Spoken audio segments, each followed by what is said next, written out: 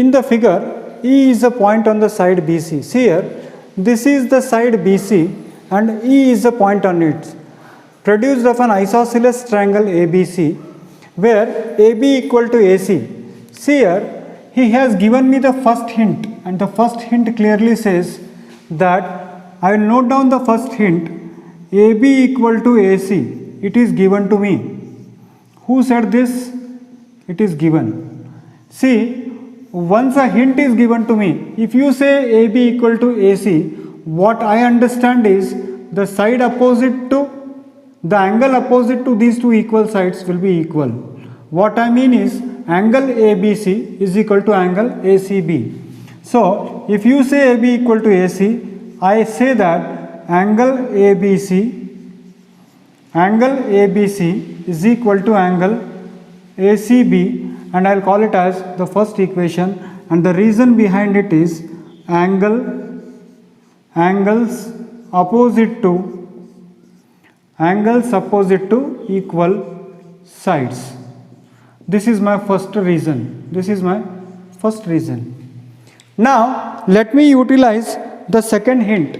What is the second hint given to me?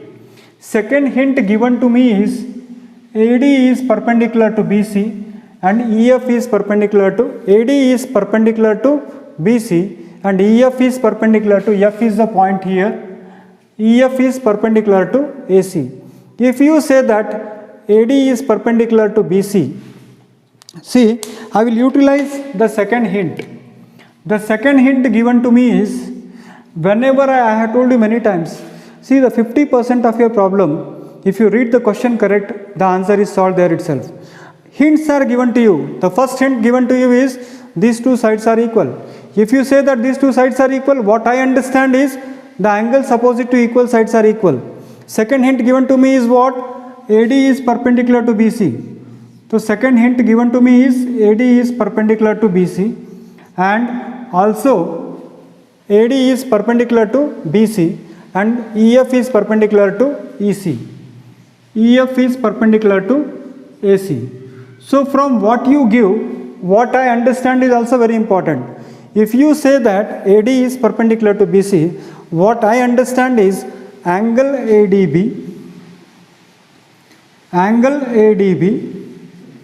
what I understand is this angle ADB and this angle EFC is equal to 90 degree. This is my second equation. From what you said, what I understand is very important. You said that these two sides are equal. I understood that these two angles are equal because angles opposite to equal sides are equal. You said that these two sides are perpendicular. I understood that these two angles are 90. Now let me come to the point. The point says I have to prove that triangle ABD and ECF are congruent, are similar. Let us see now. Triangle ABD and triangle ECF. Children, I think by now you got the idea also. The idea is very simple here. What we are getting is in triangle ECF, this angle, and in triangle ABD, this angle, these two angles are equal. And again, one angle is equal to 90 degree. So, if two angles of one triangle is equal to two angles of another triangle, then we say that triangles are similar. So what I say is, I have to prove that they are similar. Simply what I do is, in triangle ABD and triangle ECF,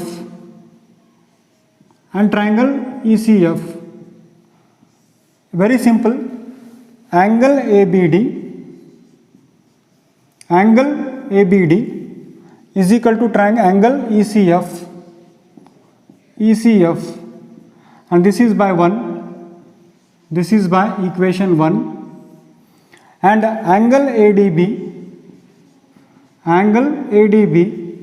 is equal to angle EFC, this is by 2. So from these two equations I can say that therefore I can say that triangle ABD is similar to triangle ECF. Which rule I am using? By angle corollary. or angle axiom. This is what I am using here. So that's all. Now let us see what is the next question. The next question says D is a point on the side BC of a triangle ABC such that angle ADC is equal to BAC. See, let me note down first what is given. What is given here is ADC. Where is it? ADC? ADC is here. Children, ADC is here. And that is equal to what? ADC is equal to what? BAC. See this one. ADC equal to BAC. ADC and BAC I have taken. He has given it. So what I will do is I will take that triangle where these two angles occur. जहाँ पर ये दो angles दिखाई दे रहे उसी triangle को हम लेंगे. कौन सा है वो ट्रायंगल? BAC एक ट्रायंगल है और ADC एक ट्रायंगल है और उसी ट्रायंगल को लेके हम अपना काम पूरा करेंगे. तो क्या करेंगे हम यहाँ पर? आप देखिए कि इस ट्रायंगल की बात हम कर रहे हैं. In triangle BAC and triangle ADC, इन दो ट्रायंगल्स की बात हम यहाँ पर कर रहे हैं. तो आपको खुद उन्होंने दिया है कि angle BAC is equal to angle ADC. ये मैं नहीं कहता, ये मैं नहीं कहता, ये कौन कहता है? गिवन है. एंगल BAC और ADC इक्वल है, ये मैं नहीं कहता, गिवन है. उसके बाद सर ये एंगल तो दोनों में कॉमन है. सही कहा आपने. अब देखिए बड़े ट्रायंगल के अंदर ACB, छोटे ट्रायंगल के अंदर ACD, दोनों इक्वल है. यानी मैं ऐसे कहूँगा angle ACB is equal to angle ACD. और कारण सिंपल है बच्चों, बिकॉज कॉमन एंगल. तो फ्रॉम इक्वेशन 1 एंड 2 आप क्या बोल सकते हो? फ्रॉम 1 एंड 2 सिंपल सी बात है. अगर किसी ट्रायंगल के दो एंगल्स इक्वल हो गए तो ट्रायंगल्स क्या होता है? सिमिलर होता है. तो मैं ऐसे बोल सकता हूं कि triangle BAC is similar to triangle. थोड़ा ध्यान देना बच्चों, यहाँ पर B करस्पॉन्ड्स टू व्हाट वहाँ पर लिखना पड़ता है. अगर आपने BAC ट्रायंगल लिया है तो यहाँ पर आता है BAC के बराबर है D और नेक्स्ट C के बराबर है C. तो A के बराबर यहाँ पर क्या है? देखिए आप BAC और यहाँ पर है DAC. तो यहाँ पर DAC होगा, BAC ट्रायंगल होगा. तो BA का यहाँ पर होता है D, फिर AC एंगल है तो BAC के जगह पे A एंगल की तरफ आएगा D, A एंगल की तरफ आएगा D, C एंगल के पास आएगा C और B की जगह पे आएगा A. यानी BAC और ADC ट्रायंगल दोनों क्या है? Yes sorry AAA angle similarity के अंतर्गत ये दोनों ये होंगे. एक बार ये ट्रायंगल सिमिलर हो गए बच्चों तो उनके सामने वाले साइड्स प्रोपोर्शन में होंगे. यानी कौन से होंगे सामने वाले साइड?